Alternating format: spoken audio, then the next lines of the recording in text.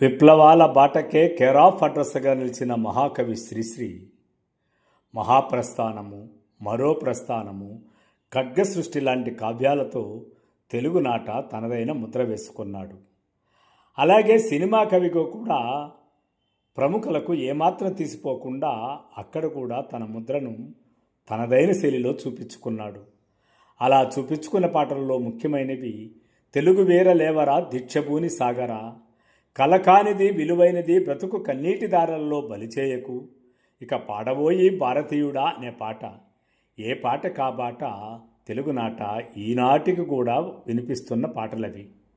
ఇక ఆయన శైలి అని ప్రత్యేకంగా ఎందుకు చెప్తున్నామంటే, నిజానికి ఆత్రేయ గారు కారులో షికారుకెళ్ళే పాలబుగ్గల పసిడిదానా అనే పాట రాస్తే చివరకు ఆ పాట కూడా శ్రీశ్రీ రాశాడని, అంటే ఒక షావుకారి కారులో వెళ్తుంటే ఆ కారు ఎలా వచ్చిందని శ్రామిక గీతంగా అర్థం చేసుకొని ఈ పాట కూడా బహుశా శ్రీశ్రీయే రాసి ఉంటాడని చెప్పేసి ఆ రోజుల్లో జనాలు చెప్పుకున్నారు. అంటే అంతగా తనదైన శైలిని జనాల్లో చూపించినటువంటి వాడు మహాకవి శ్రీశ్రీ.